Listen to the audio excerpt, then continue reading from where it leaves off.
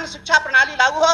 इस देश के अंदर एक बोर्ड, एक देश, एक सिलेबस, एक किताब, एक परीक्षा, एक पढ़ाई, एक परिणाम की नीति लागू हो। वन नेशन वन इलेक्शन की खूब बात चल रही है, वन नेशन वन एजुकेशन से पहले लागू होना चाहिए। सामाजिक आर्थिक असमानता की चिंता पर राष्ट्र कवि रामाधारी सिंह दिनकर ने कहा था कि श्वानों को मिलते दूध भात, भूखे बालक को कुलाते हैं, माँ की हड्डी से चिपक चिटुट जाड़े की रात बिताते हैं। स्त्री के लज्जा बसन बेच जब ब्याज चुकाए जाते हैं, पापी महलों का अहंकार देता मुझको तब आमंत्रण, झन झन झन झन झन झन। शैक्षणिक असमानता की चिंता तो माननीय मुख्यमंत्री जी ने सबसे पहले बिहार में की थी और 2006 में माननीय मुख्यमंत्री जी ने यहाँ पर पूर्व विदेश सचिव मुचकुंद दुबे जी की अध्यक्षता में समान स्कूल प्रणाली आयोग का गठन किया था, जिसकी रिपोर्ट 8 जून 2007 को सौंपी गई, परंतु उस रिपोर्ट पर आगे कोई कार्रवाई नहीं हो सकी।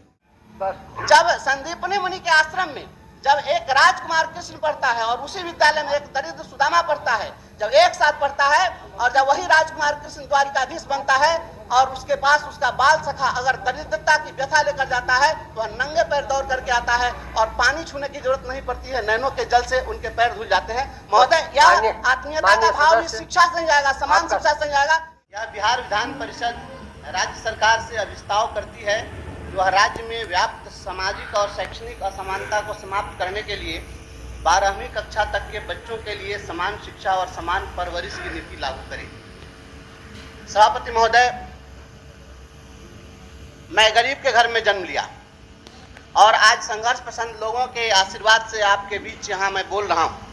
महोदय, किसी भी व्यक्ति के गरीब के घर में जन्म लेने के लिए जो परिस्थितियां हैं वह उसका बाई चांस है, बाई चॉइस नहीं है। यह प्रकृति है, संयोग है कि वह गरीब के घर में जन्म लेता है। और जब हम यह नारा लगाते हैं भारत माता की जय, तो इसके अंदर यह भाव छिपा होता है कि यह देश हमारी माँ है और माँ के कोख से जन्मे हुए प्रत्येक बच्चे सहोदर हैं। वैसी स्थिति में आज यह सवाल है कि आखिर एक बच्चा हलवा पूरी खा रहा है और दूसरा नमक रोटी क्यों खा रहा है।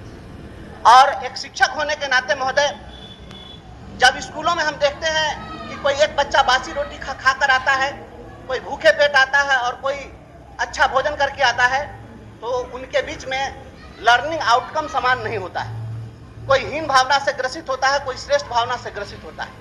और इसी सामाजिक आर्थिक असमानता की चिंता पर राष्ट्र कवि रामाधारी सिंह दिनकर ने कहा था कि श्वानों को मिलते दूध भात, भूखे बालक को कुलाते हैं, माँ की हड्डी से चिपक चिटुट जाड़े की रात बिताते हैं। स्त्री के लज्जा बसन बेच जब ब्याज चुकाए जाते हैं, पापी महलों का अहंकार देता मुझको तब आमंत्रण, झन झन झन झन झन झन झन। महोदय, आज पुनः वही चिंता लेकर मैं सदन में खड़ा हूं। महोदय, कोई एक बच्चा अगर कुपोषित होता है तो किसी का बेटा बेटी बाद में कुपोषित होता होगा। इस देश का नागरिक पहले कुपोषित होता है। और जितने भी विकसित देश हैं, सभी विकसित देशों ने इस सिद्धांत को स्वीकार किया है कि उस देश का जन्मा हुआ हर व्यक्ति उसका नागरिक है। उस अपने नागरिक को संपोषित करना, सुपोषित करना और गुणवत्तापूर्ण शिक्षा देना उस राष्ट्र की जवाबदेही है और वहाँ की सरकारें उनकी पूरी जवाबदेही उठाती है। इसलिए महोदय, हम चाहते हैं कि यूरोपियन कंट्रीज की तर्ज पर यहाँ भी अपने बच्चों के लिए समान परवरिश की नीति लागू हो। जो अमीर घरों के बच्चे हैं उनकी परवरिश उनका परिवार करे, लेकिन जो गरीब घर के बच्चे हैं उनके परवरिश की जवाबदेही, पूर्णतः जवाबदेही राज्य सरकार ले। कोई प्लास्टिक चुनने वाला, कचरा चुनने वाला, घोंघा चुनने वाला बच्चा भी इस देश का बच्चा है, भारत माता का सपूत है, इसलिए उसके लिए वही सुविधा मिली। महोदय, दूसरा पक्ष हमारे शिक्षा का विषय है। महोदय, इतने वर्षों के बाद भी हमारे देश में जो शिक्षा की व्यवस्था है वह असमानता है। यहाँ गरीबों के लिए अलग शिक्षा व्यवस्था है, अमीरों के लिए अलग शिक्षा व्यवस्था है, बहुरंगी शिक्षा व्यवस्था चल रही है। आज देश के सभी राज्यों में राज्य का अपना अपना अलग एजुकेशन बोर्ड बना हुआ है और हर राज्य में सीबीएसई बोर्ड भी संचालित है। गरीबों के बच्चे राज्य के बोर्ड में पढ़ते हैं, अमीरों के बच्चे सीबीएसई बोर्ड में पढ़ते हैं। और इस देश का जो सीबीएसई बोर्ड है आज दुनिया के 26 देशों में पहुंच गया। आज दुबई में इसका एक मुख्यालय है जहां से यह जितने भी फॉरेन कंट्रीज में एफिलिएटेड सीबीएसई स्कूल्स हैं उनको वह कंट्रोल करता है। और महोदय, शैक्षणिक असमानता की चिंता तो माननीय मुख्यमंत्री जी ने सबसे पहले बिहार में की थी और 2006 में माननीय मुख्यमंत्री जी ने यहाँ पर पूर्व विदेश सचिव मुचकुंद दुबे जी की अध्यक्षता में समान स्कूल प्रणाली आयोग का गठन किया था, जिसकी रिपोर्ट 8 जून 2007 को सौंपी गई, परंतु उस रिपोर्ट पर आगे कोई कार्रवाई नहीं हो सकी। महोदय, शिक्षा का जो विषय है, यह समान शिक्षा केवल शैक्षणिक समानता के लिए नहीं है, बौद्धिक समानता के लिए नहीं है, बल्कि इसका सामाजिक और प्रशासनिक महत्व है। महोदय थोड़ा सा वक्त लेंगे, 1 मिनट लेंगे।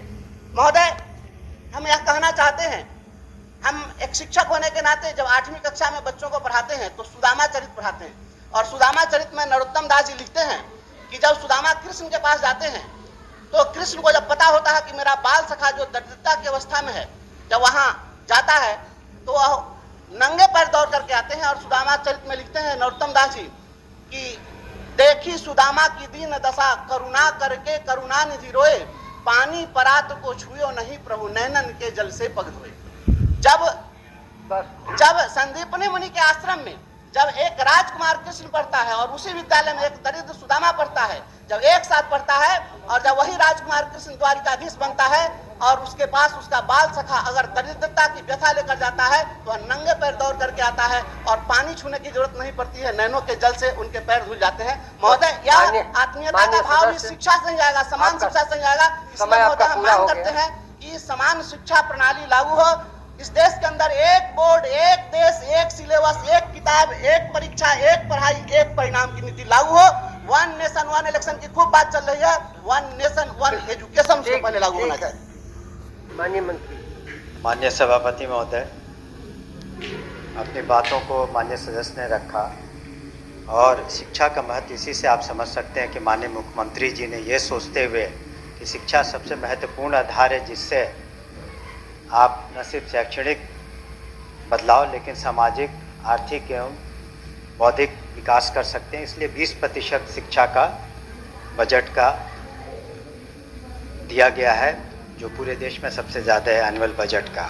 यहाँ तक कि इन्होंने प्रश्न किया, उसका सीधा ये जवाब होगा, निःशुल्क एवं अनिवार्य बाल शिक्षा का अधिकार अधिनियम 2009 की धारा 12(1) प्रयोजनार्थ कमजोर वर्ग एवं अलाभकारी समूह के बच्चों को प्रस्तावित प्राप्त निजी विद्यालयों में 25% नामांकन का प्रावधान है। इसके तहत विभाग ने भी काफ़ी बैठकें की और 14(1) को भी निजी विद्यालयों के प्रतिनिधियों के साथ बैठक की और सुनिश्चित कराया, हम लोग कर रहे हैं कि इस तरह के स्कूलों में बच्चे जो कमज़ोर वर्ग के दाखिल लें। अभी तक कुल मिलाकर के 80,000 से ज़्यादा वहाँ पर से पिटिशन्स आ गए हैं और कुल मिलाकर के 84,806 पिटिशन कुछ दिनों पहले तक आ चुके हैं, जिनको विद्यालय आवंटन किया जा रहा है, अधिकांश को किया जा चुका है।